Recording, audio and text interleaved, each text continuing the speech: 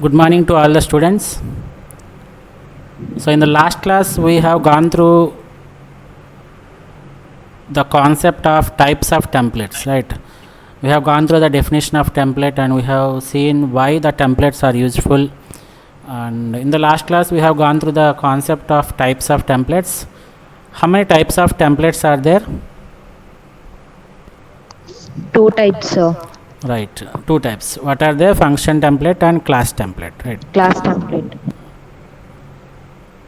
So we know how to define a class template and we know how to define a function template. And in today's class we are going to discuss the concept of overloading the template function, right? We know template functions are used to accept the data type as the parameter, and they are used to implement the concept of reusability, right? One single function, many implementations. That is the main purpose of this template, right?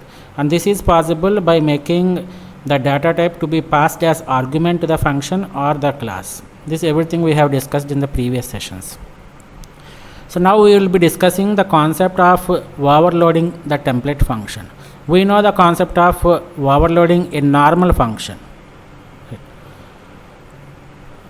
Can anybody tell me what do you mean by overloading a function? Function is same name, sir. Can anybody be louder? What do you mean by overloading a function?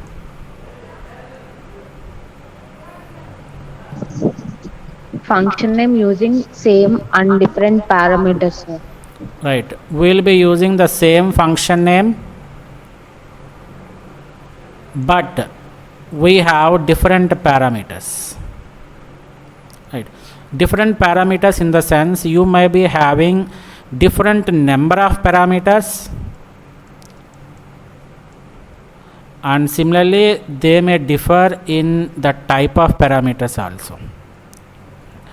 So if you are able to write such type of codes where you have the same function name but they take different parameters and they return different parameters, like different parameters in the sense the number of parameters it accepts and the type of parameters it accepts, we treat that type of concept as the function overloading. That means we are making use of the same function name but we have different we cannot say that it is a different implementation. It is the same implementation but they are going to deal with different types of parameters and different number of parameters. Right.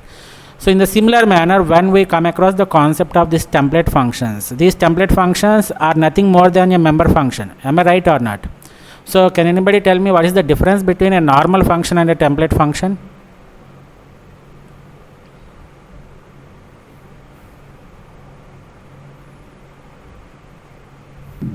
Template function need not repeat many more times, sir. Okay. Template And function, normal function, yeah, need not to repeat more number of times, and normal functions we need to repeat the things. But okay, Yes, that's sir. also the correct answer. But one important concept regarding this normal function versus template function is these normal functions, they are going to work on a specific data type. Am I right or not? Yes, sir. So And you will be template function writing can a work- function like addition of two integer numbers or addition of three integer numbers, average of n integer numbers. So if you want to write another function, normal function, then you will be taking the function name as add function for adding three float numbers or average of three float numbers. So whatever data type you are using for that normal function implementation will be specific in nature. But if you consider the template function, they are not going to be specific, they are generalized in nature. That means you write a simple or generalized algorithm, we call it as generics, and that particular generic is going to work with more number of data types. Here only one data type it is going to work in the normal function, whereas in the template functions it is going to work for more number of data types. That is the primary difference between a template function and a normal function, right? So we are going to overload a template function. Sir, what is this concepts are template function itself is accepting more number of data types as the parameters, and it is going to deal with different types of same implementation, but they are going to deal with different data types. So what is the need for overloading of a function means, so the concept remains the same. We are going to deal with different types of data, and we are going to deal with different number of parameters. So in such case we will be using the concept of overloading the template function, right? So the name of the function templates are the same. That means whenever you want to overload a template function, we know that the template function also consists of a name. So we make the name same for different function templates, but they are called with different arguments. That is what the meaning of overloading is, right? So when you are implementing the overloading function, you should keep the same function name, but you can play with the number of parameters or different number of parameters or different type of parameters. So the function template name remains the same, but we are going to deal with different types of arguments, which we call it as the function template overloading. Is it clear? Clear, sir. Right. So how we are going to do this template function overloading means we can do it in two ways. The first is either you can overload a template function by a non-template function, or you can overload a template function using a normal ordinary function also. Ordinary function template. That means one function template can be implemented or overloaded with a non-template function or another template function, right? So how many types we can overload? There are only simple two types. One is with another template function, or another one is by non-template function. Here we can call it as an ordinary function. We'll see these things in with respect to the programs, then you will be very clear, right? So for the present point of time, you please remember that the overloading of template function can be done by making use of the ordinary functions or another template function. That's it, simple thing, right? So what is the difference? What is the difference we should observe when we are going to overload the template function using the ordinary function and using the another template function template, right? Remember carefully, this is very important point, right? So when we are going to overload a template function using the ordinary function, that means using a non-template function, the function name remains the same, right? It is the basic concept on which the overloading of functions work, right? The function name should remain same, but what happens here is we are going to change the data type.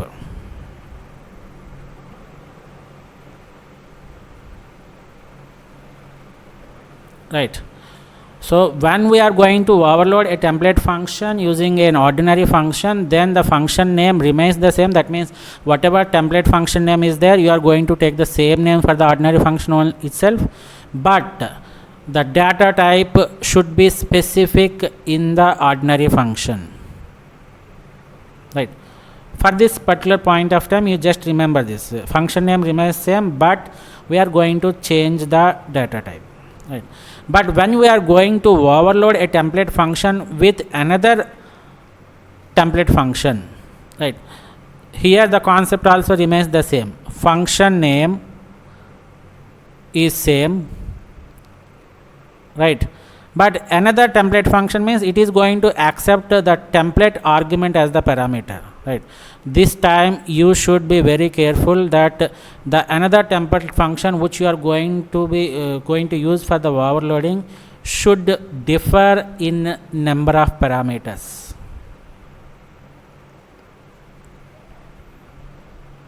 This is the main difference between these two implementations. So once again, giving a overview of this one, overloading of template functions is possible in C++. Second point is the template functions can be overloaded either by using the ordinary functions or another template functions. two important points regarding these implementations is you should be very careful that when you are overloading the template function using the ordinary function, the function name remains the same, but the data type is going to be changed. We are not going to change the number of parameters, we are going to change only the data type of the function or the parameters of the function. But when you are going to implement the overloading function, template function, using another template function, since both the functions are going to accept the template argument, you should be very careful that you should at least change the number of parameters. So one template function, if it has one parameter as the input, the second template function that is used for the overloading function should vary in the number of parameters. That means it may have 2 parameters or it may have 3 template arguments. Like that, you should vary in the number of parameters. Right. So this is what that last 2 points are. Using non-template function, the function name remains the same, but the function arguments are unlike. That means the data type of the functions are going to change. But why you are overloading the template function with another function template? So the name of the function remains the same. Okay, that is the basic concept on which the overloading is based on. And here you should be very careful that the number of parameters differs. Right. So let us see this particular thing with example programs. So this is an example program where we are going to overload the template function using external function. External function means we are going to use an ordinary function. We are not going to use another template function, right? So we know this one, right? So previously we used to use the IO string, right? Hash include IO string. So that is used for the basic input output streams, IO stream, right? But here I am using a new header file which is called as bits/stdc++.h. This is a new point. You should understand one point regarding here. So this particular header file includes all the basic declarations that are required for the C++ program, and remember that this is a very powerful header. Why I am saying that this particular header is a very powerful header means it includes all the basic declarations that are required for the programmer to run or to successfully write a C++ program. Right. So for example, why I am saying it is powerful means you forget anything, if you don't write any include statements, right? You are not writing hash include IO stream, or you are not including any other header files. You just include one header file, this one, that itself is sufficient to run the program successfully in the C++. Right. One header file makes it everything possible. So that is the power of this bits/stdc++.h, right? So this particular header file the programmers are going to use whenever they are writing some, or whenever they are appearing for some competitive programming exams. The reason is, don't worry about the header files. You are not worried about I have missed I have missed one header file for which I couldn't execute my program successfully. So in order to avoid such type of problems, it is enough that you include one header file, this particular header file, that is bits/stdc++.h, and everything works fine, right? So that is all about this bits/stdc++.h header file, and this one we know it very well. And here you can observe that I am defining a template function. So you should be very careful that the difference between the function declaration and function definition should be clear. What is function declaration and function definition? What actually is function declaration?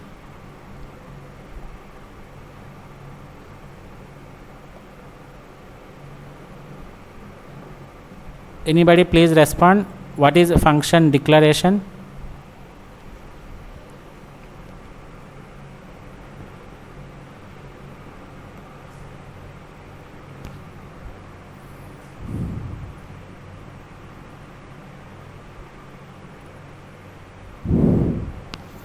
It tells about the function Right. Now, okay, super. name. So now tell me whether this is function declaration or function definition. From this point to this Declaration, point. From this point to this point. Is it function definition or function declaration? Declaration, sir. It is function definition. It is not function declaration. Right. So what is this part? Functions consists of two parts. The first part we call it as the header. Am I right or not? Yes, sir. And from this open curly brace to this closing curly brace, we call it as the body of the function. So if a function consists of the header as well as the body, that is called as function definition. If you are including the body, then we simply call it as the function definition. But function declaration means we are going to give only the header followed by semicolon. Yes, So sir. if only header is used, we call it as the function declaration. If we are going to use both header and body, we are calling it as the function definition. Am I clear? Yes, sir. Right. Yes, sir. So this particular thing we call it as the function definition. So I am using a function called as display. The return type of the function is void and it is going to accept one parameter. Right. Before this function definition, I am using this template class. So I start every template with the template keyword followed by the angle brackets, and within the angle brackets you are going to give the template argument. And what is this class? What is this class here? Keyword, sir, keyword. It is a keyword. What is the other keyword that we can use it here? Type, sir. It's not type, it is type name. Type name. Right. So this class and type name are keywords, and T is called as the template argument. And after this line, I am going to give the definition of the display function void display T space T1. Right. So I am accepting one template parameter, and this particular template argument will take the necessary action, or it will convert it into the specific data type based on the input that is given by the user. That's it.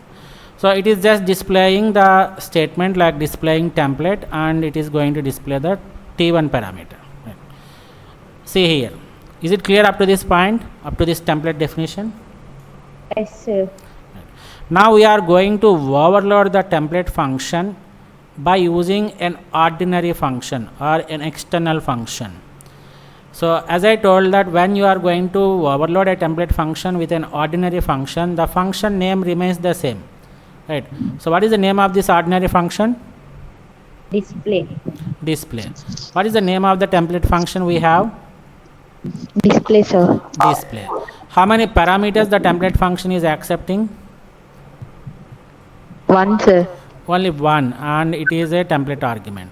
And how many Template argument. parameters my ordinary function is accepting? Two, sir.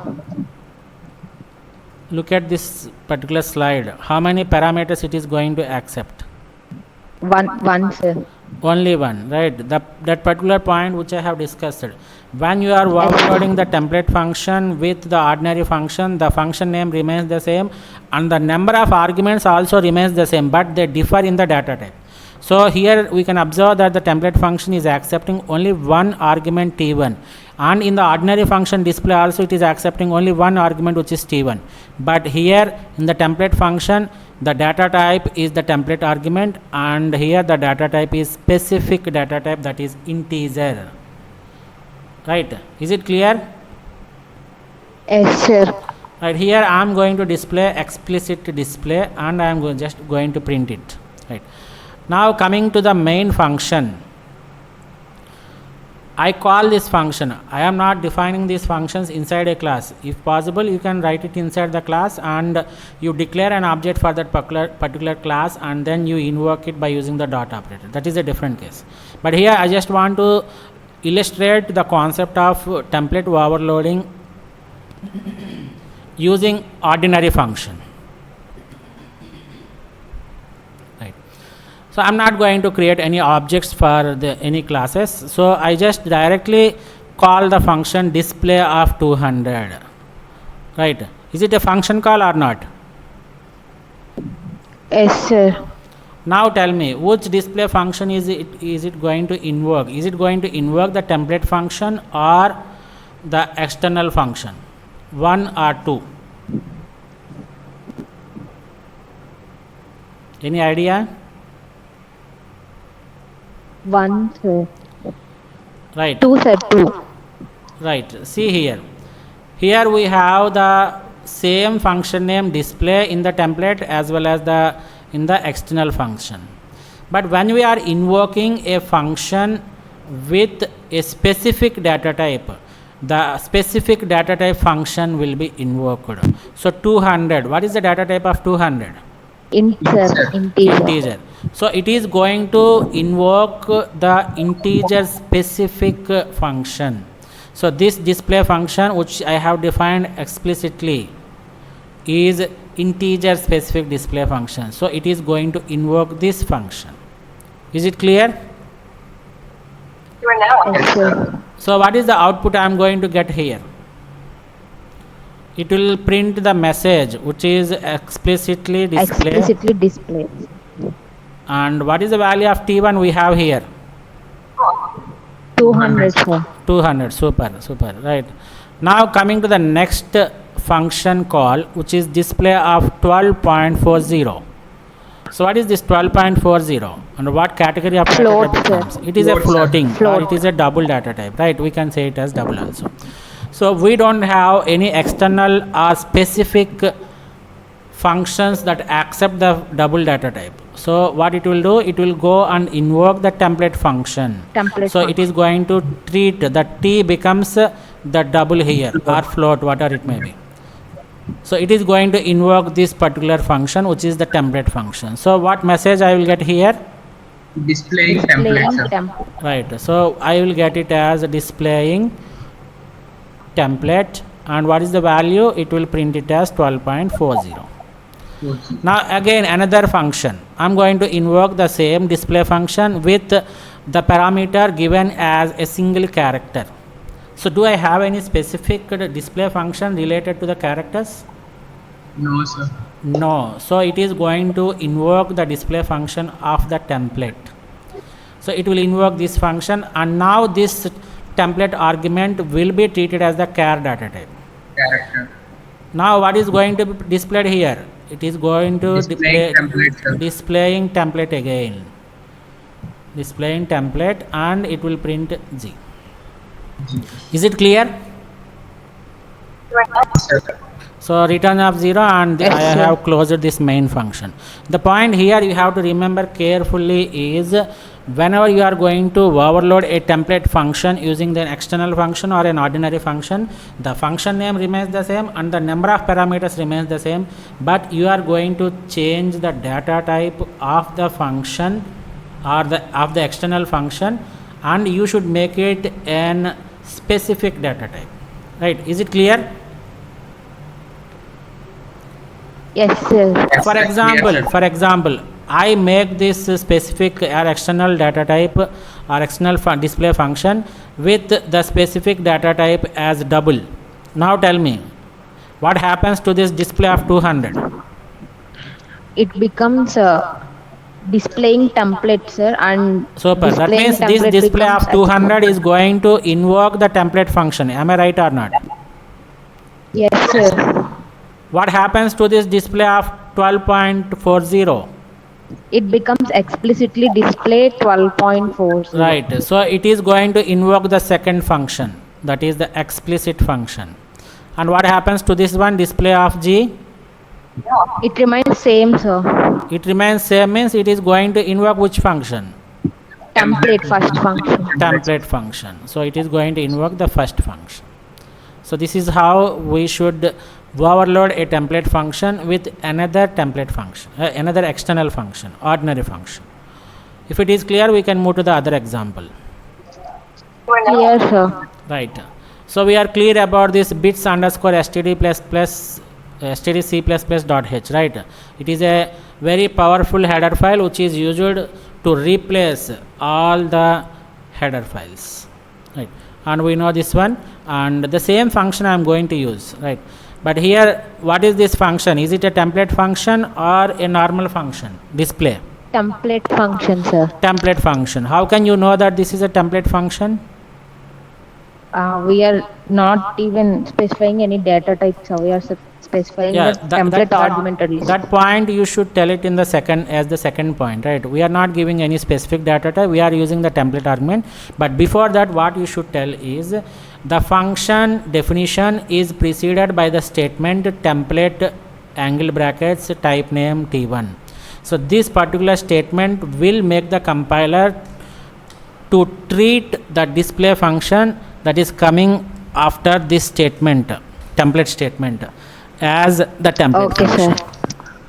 Is it clear? Sure. Right. Now, what is this particular function? Is it a template function or normal function? Template function. It is another template function, right? What is the name of the function I have here? Display, sir. Display only. Is it the same name as that of the previous template function? Yes, sir. Yes, sir. Yes, right. So the function name remains the same. Therefore, this is a concept of function overloading. But what is happening here is you are, Parameter differs. so the first function display is having the parameter as template parameter as T1, but the second display function is having the template parameter as T2. That is not the actual difference. You should observe here how many parameters that the first display function is accepting.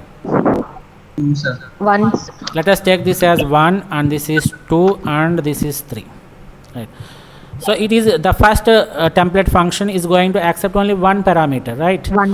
But what Yes, sir. happened to the second parameter, second template function? How many parameters it is going to Two accept? parameters, sir. Two sir. parameters. So this is very important point. When you are going to overload a template function with another template function, the function name remains the same, but the number of parameters is going to vary. Okay. Yes, sir. Now Yes, sir. tell me what happens to this third one. Is it an ordinary function or a template function? Ordinary function, It is sir. an ordinary function. So so the name of this ordinary function is also display. So it also comes under the concept of overloading only, function overloading. But now tell me whether I am overloading this display function or this display function.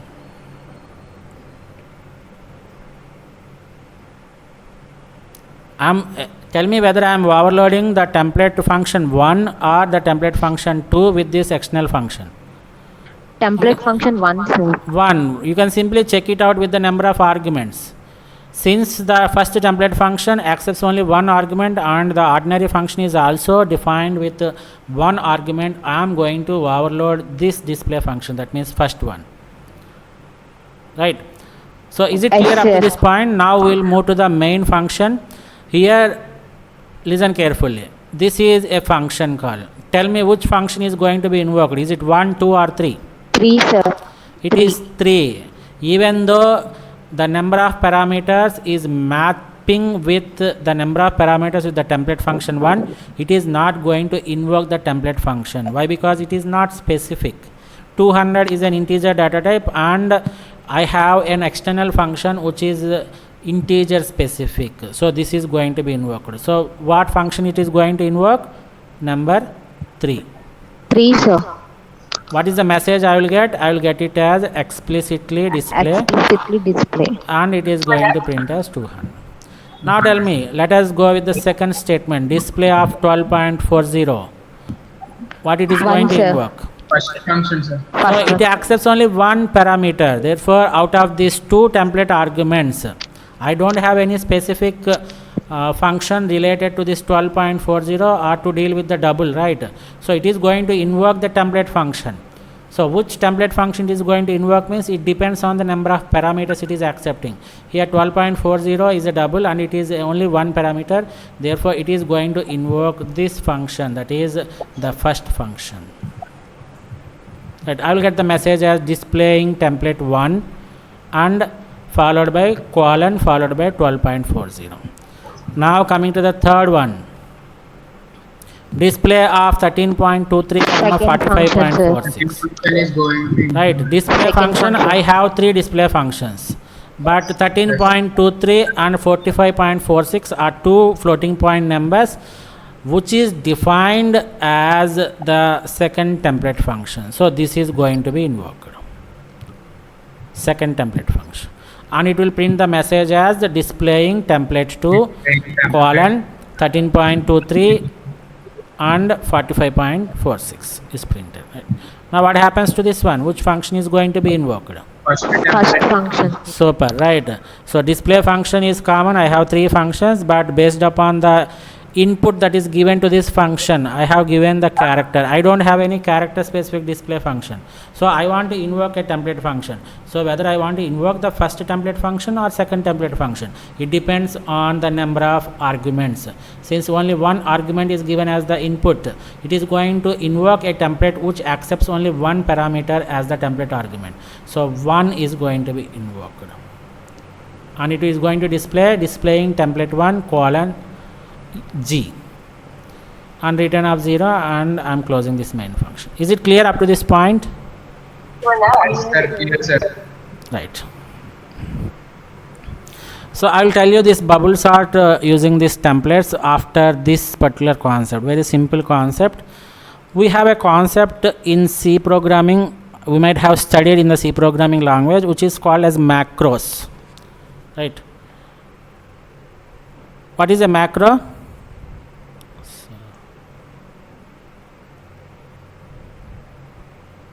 What is a macro?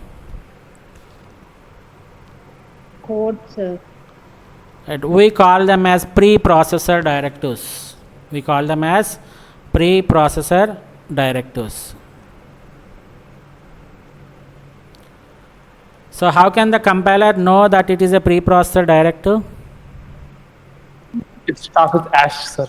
It starts with hash, right? And these preprocessor directives has nothing to do with the compilation process. Remember that the compilation process is preceded by one important step which is called as pre-processing step. Right. So once you have the source file with some abc.c, which is a C file, once you press the compilation, initially the abc.c is given for the preprocessor, and the preprocessor, what it will do is it will simply replace the hash definitions with the definition that is given in the program, right? So that is called as extended program. We will call it as extended source code. So this is the normal source code. Once you do the pre-processing here, it is called as the extended source code. Right. So we should have a clear distinction between these templates and macros. Right. We'll see the differences between these templates and macros. The first point which we are going to discuss about these templates and macros is templates are defined inside the C++ program only, right? So we don't have any templates concept in the C, right? So this template concept is a concept related to the OOPS, and that's why it is only available in the C++ programming language. But if you consider the macros concept, which are nothing but preprocessor directives, we have these macros in the C. We might have seen some programs using these macros also. Hash define pi 3.14. What does it mean? Wherever in program, wherever we use pi, sir, it will invoke the value 3.14. Right, super, right. So this is a preprocessor directive which is called as a define directive, and this is called as the name, and this is called as the value. So in the program, in the pre-processing step, what it will do is it will simply go through the program, and wherever it finds this name which is called as pi, it is replaced with the value 3.14. So that is it just replaces it. It is not a function call, it is just a replacement, right? So it does not involve, the macros does not involve any overhead that is involved in the function calls. Function calls involve overhead. You know the concept, right? What is the overhead involved for the functions?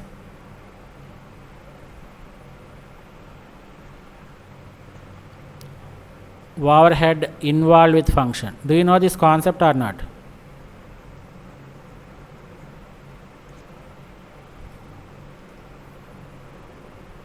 Right. For example, I have a function f1, and after some statements I call the function f2, right? I have a definition of function f2 somewhere in the program.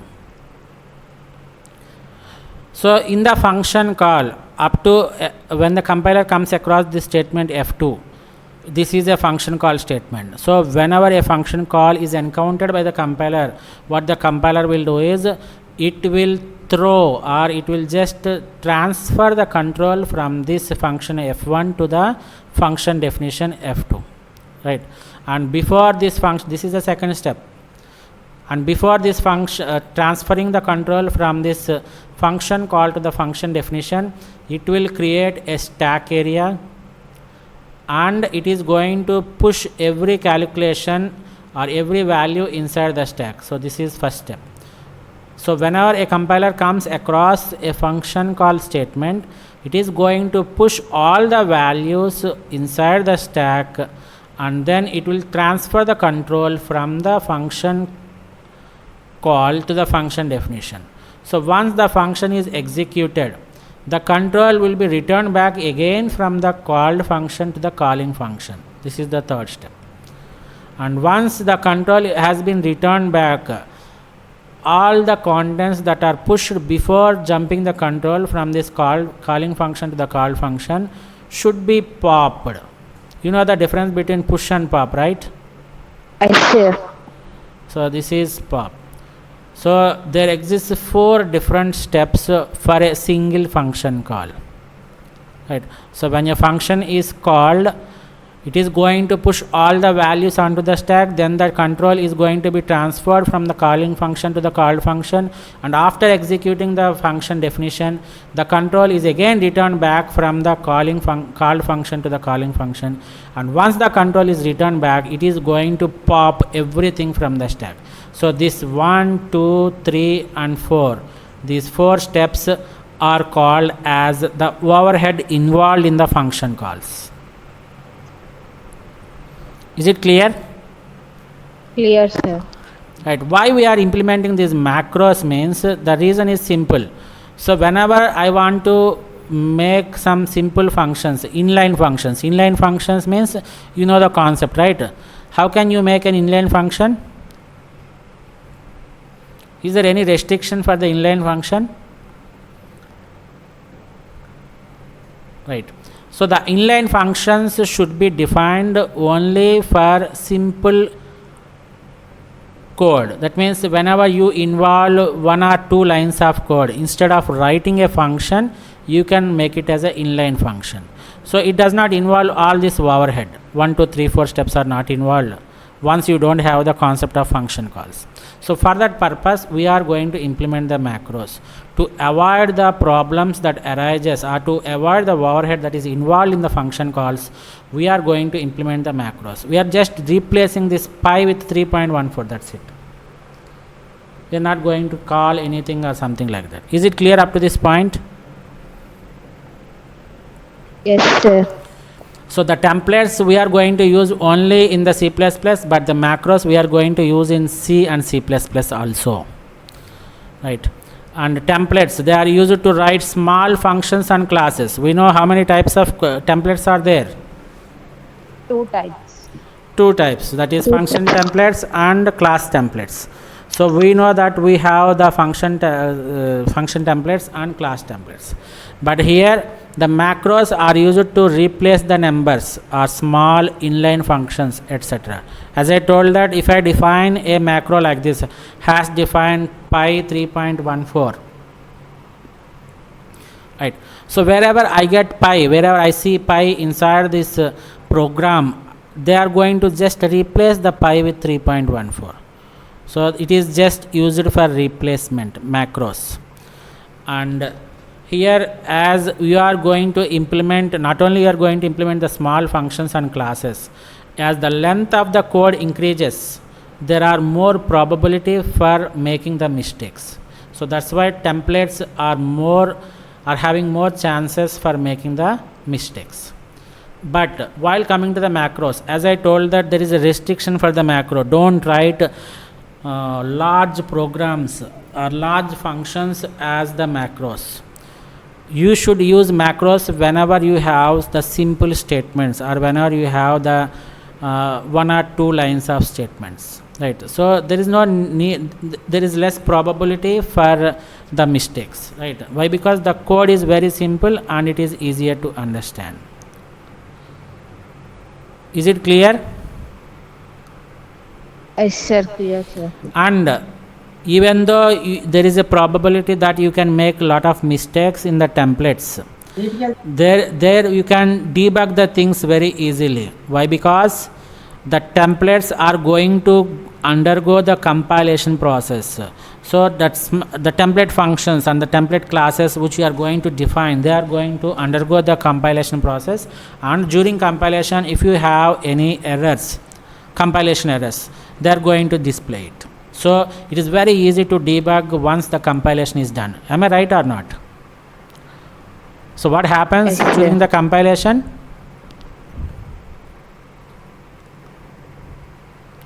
What happens when we compile a source code?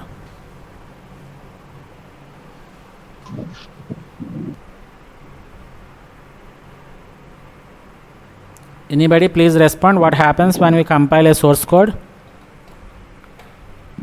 It checks whatever the errors are. Yeah, the primary function of the compilation process is it is going to convert the source code into the object code. But before that, it is going to give the list of errors from the entire program. Am I right or not? Yes, sir. Right. Once you have the list of errors, compilation errors, you can just go through the program, you can just go through that line and you can make necessary modifications and you can rectify those errors. That is called as debugging. So once you have the compilation process or interpretation, you can easily debug the programs. But in macros, it is not going to undergo the compilation process. Remember, macros is a preprocessor directives which is a step that is before the compilation. So macros does not go through the compilation process. Is it clear? Yes, sir. So once you don't have the compilation process, you are not going through the compilation process, it becomes very difficult to handle the errors. You don't know where the errors has occurred, right? So that is the difficulty with the preprocessor. It has its own advantage. Preprocessor directives has its own advantage. That means they remain simple. They are very easier to understand, right? And they are just making use of the replacement of the numbers, and they are not going to involve in the overhead of the function calls. All those are advantages only. But the disadvantage point of view, it is very difficult to handle the errors for the macros, as the macros are not going to undergo the process of compilation. Right? Is it clear? Yes, sir. Now tell me, which is going to be execute faster? Is it the template or macro? Macro, sir.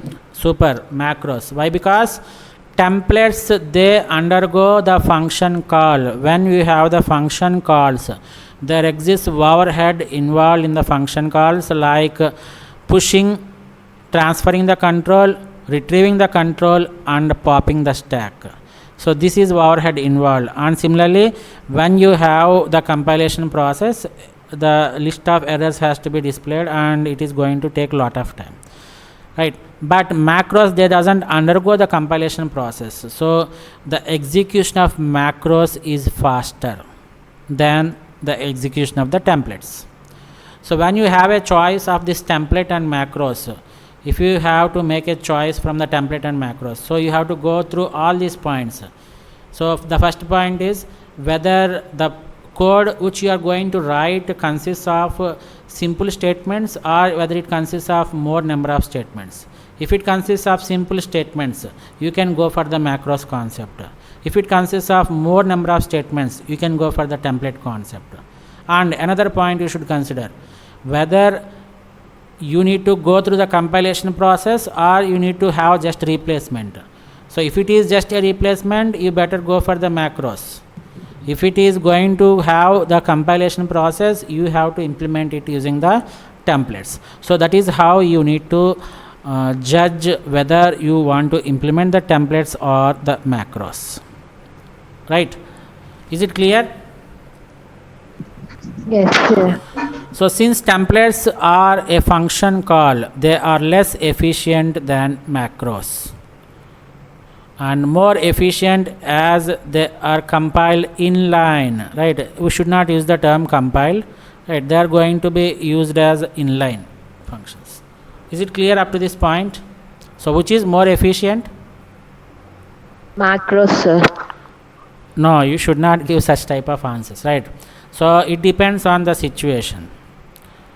Right. Coming to the execution point of view, macros takes less time for the execution. Why? Because they are just replacement. But coming to the templates point of view, they are going to take more time. Why? Because they are going to be involved in the compilation process. Compilation process. And they are going to be involved in the function calls. Function calls involved means overhead is involved. So compilation, all these things, it takes more time for the templates, right? And the last one, the templates are considered to be type safe. What do you understand by the term type safe? Even I don't know what this type safe is, but by looking at that particular term, what do you understand by type safe?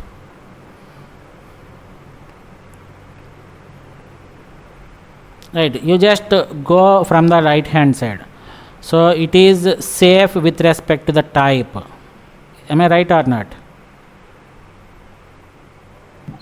Yes, sir. So what do you mean by safe with respect to type means it is going to take what parameters are defined inside the template, right? So it is going to check whether the data type is going to be defined or not, right? We'll see with an example also, right? Since the templates go for under the compilation process, and during the compile time they are going to check whether all the data types are really satisfying with the compatibility or not. So that is called as type safe. But macros do not have any type checking and therefore they are type unsafe. So no type checking. If type checking is there, we call it as the type safe. If no type checking is there, we call it as type unsafe. Is it clear up to this point? Yes, sir. So coming to the data type checking, that means whether we want to check whether type safe or not. We are going to discuss the concept of type safe. So this particular program under the first column constitutes the macro definition, and this particular second column constitutes the template, right? So hash defines swap x comma y. Listen carefully. So what is the function I am defining here under the macro? Swap, sir. Swap. And this particular swap macro does not have any definition. I'm just skipping it for this example, that's it, right? So let us assume that there are three different statements and that should be written in the latter phase, right? But forget about, we are not bothered about what code is going to be implemented for this macro swap, right? Now coming to the main function, I have taken two variables I and j. What is the data type of I? Integer, sir. Integer. What is the data type of j? Float. Float, sir. Right. So I is going to be storing the value of 10, whereas j is going to store 12.2. So when I make this swap of I comma j, is it a macro or function call? Macro, sir. So what happens in the macros, whatever function definition or macro definition is there, that is going to be replaced at this point. So instead of swap ij, the function that I defined in this macro will be replaced during the pre-processing time, right? So what is that I am Yes, sir. passing? I am passing one integer value and I am passing another as the floating point value, right? It will accept and it will run properly. Why? Because you are not going to check the data types in the macros, right? So when you are not checking the data Yes, types, then that comes under the category of type unsafe, right? Is it clear up to this point? Yes, sir. So here the swap macro is not going to check the data type. So that is what I am going to discuss.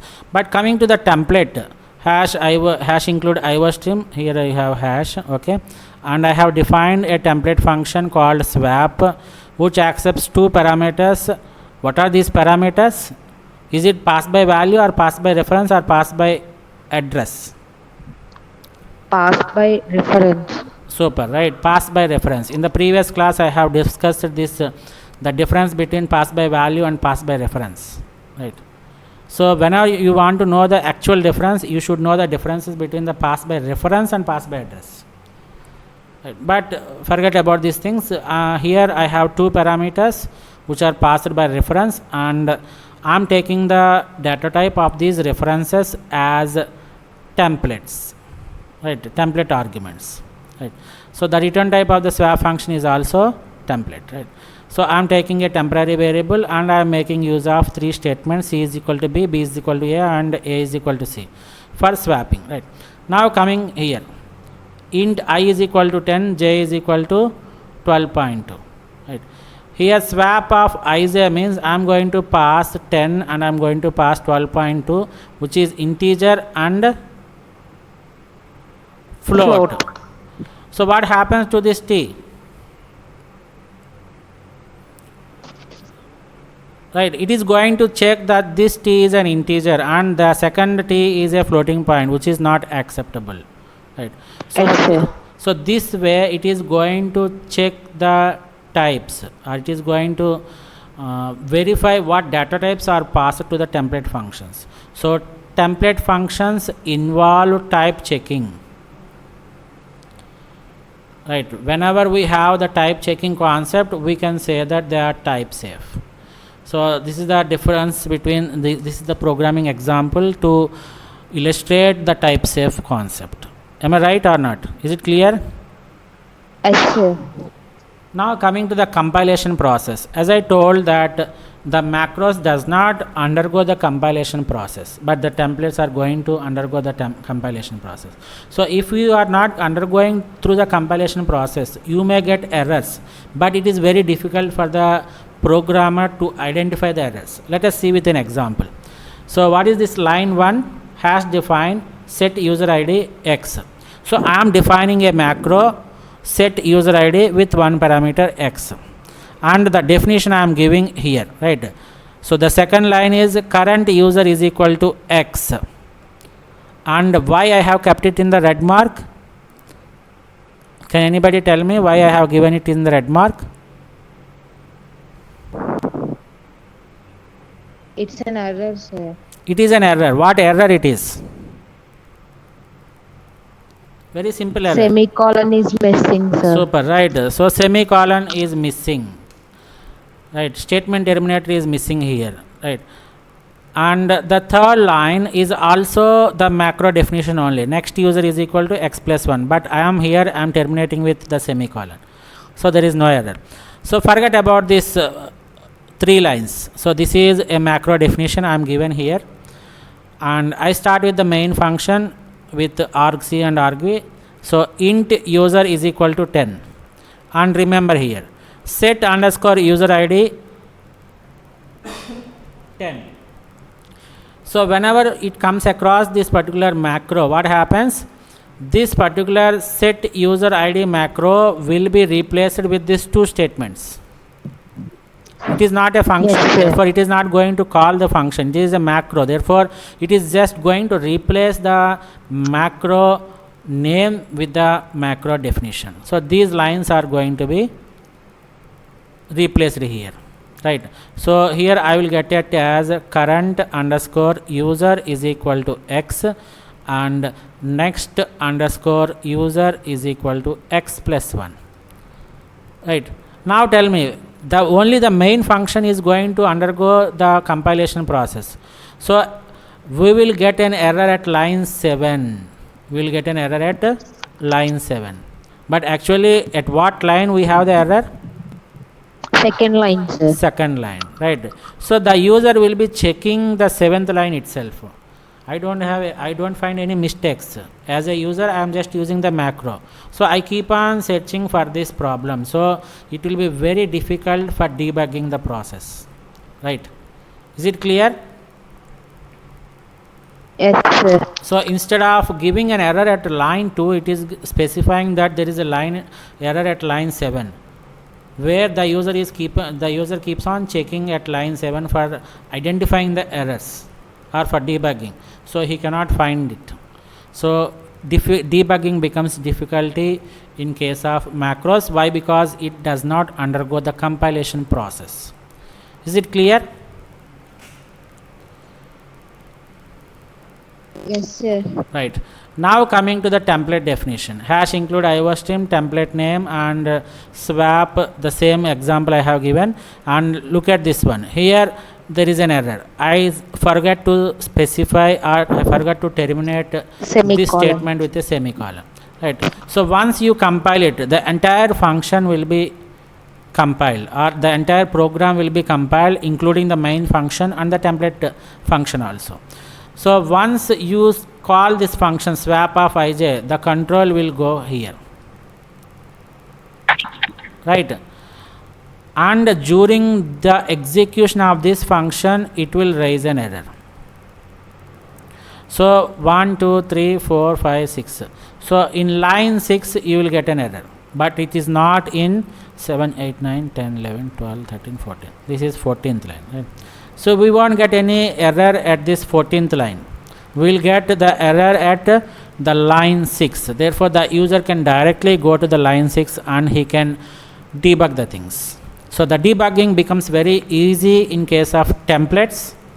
Why? Because the templates undergo the process of compilation. Is it clear? Yes, sir. Right. So this is the difference between the templates and the macros. So two concepts we have discussed in today's session, that is the overloading of template function, which can be done in two ways. You can overload a template function using an external ordinary function, or you can overload a template function with another template function. Template. Once you are overloading a template function with an external function, the function name remains the same and the number of parameters remains the same, but the type of parameters is going to be varying. We have gone through one programming example also, and the second one is when you are going to overload a template function using another template function, the name of the function remains the same, but the number of parameters is going to change, right? And after that we have gone through the concept of templates versus macros. We have seen the differences and we have seen the new concepts with programming examples also. We don't know what type safe is till now, right? So if there is a concept of type checking, we can say that it is type safe. Macros does not involve in the type safe, therefore they are said to be type unsafe. But the templates, they are going to check the data types, so they come under the category of type safe. Similarly, we don't know, since the macros does not go through the compilation process, the debugging takes a lot of time, or debugging itself is a difficult task in the macros. But in templates, they are going to undergo the process of compilation, therefore the debugging is a very easy task with respect to templates. Is it clear up to this point? Yes, sir. So we will close today's session with one programming example, and this is the last topic in the templates. Right. So one programming example where I am going to use the bubble sort using templates. So in general, what is that you are going to take? For example, if you want to sort elements, you have gone through the concepts of sorting mechanisms in the data structures, right? We have different types of sorting mechanisms like bubble sort, selection sort, insertion sort, radix sort, merge sort, quick sort. Right. We are going to take a very simple bubble sort algorithm. Right. What is that you are going to sort in the bubble sort algorithm? Is it integers or floating point numbers or characters, or what you are going to change, or what you are going to sort?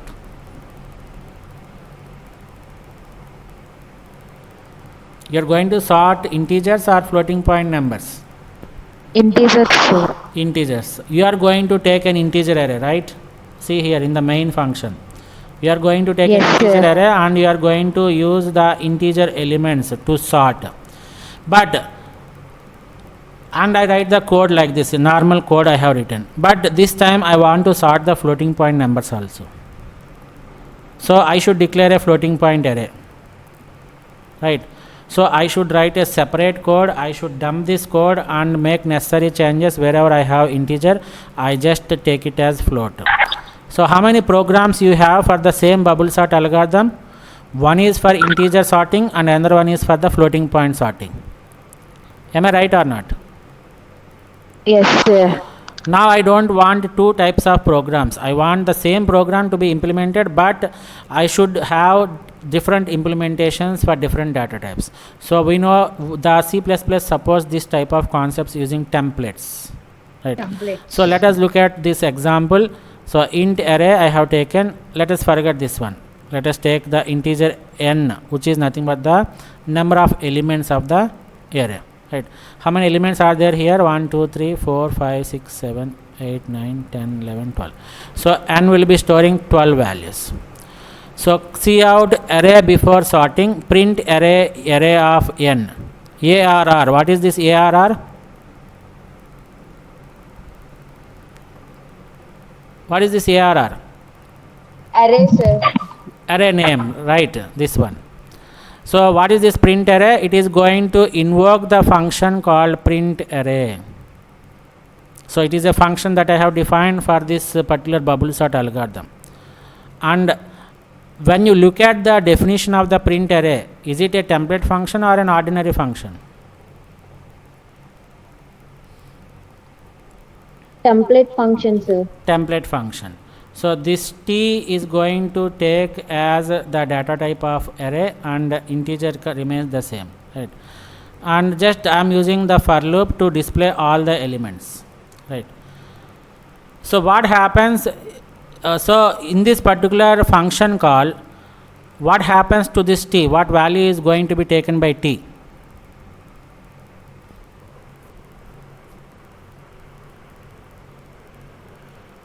What data type it is going to take? It is going to take the integer or sir. float? Integer, right? Integer. The reason is here the ARR is defined or it declared as the integer array. So it is going to convert this template argument into integer, right? So if I take ARR as float, so what happens to this array? It takes float, sir. So t is going to take the float, right? If you take the character array, it is going to take the template argument is going to take the characters. Like that, one simple code, one generic I am going to take, but I am going to implement it with different data types. So that is how we are going to make use of the templates inside the bubble sort, such that the same bubble sort program can be used for different types of data, to sort different types of data. Is it clear?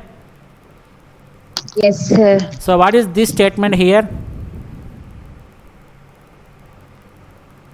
This is also a function call. Am I right or not?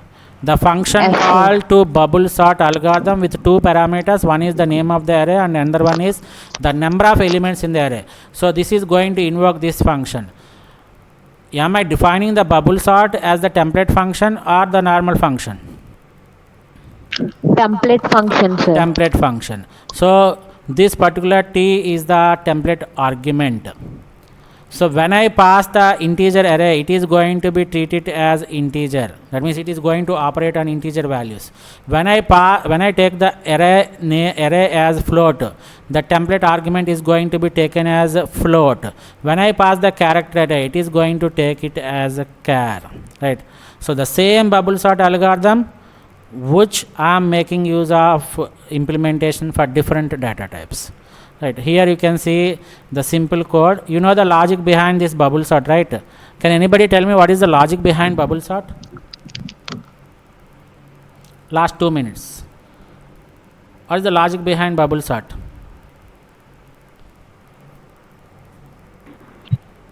Repeatedly swapping the elements, sir. Right, repeatedly swapping the elements, but when you are going to swap the elements is very important. Every time you are not going to swap, right?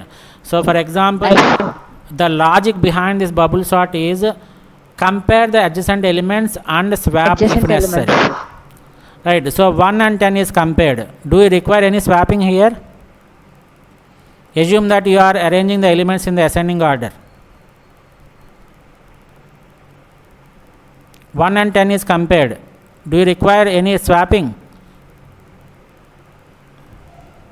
No, sir. No, right. Next, 10 and 90 is compared. Do you require any swapping? No, sir. No. Next, 90, 100 is compared. Do you require any swapping? No, sir. No. Now, 100 and minus 1. Do you require any swapping or not?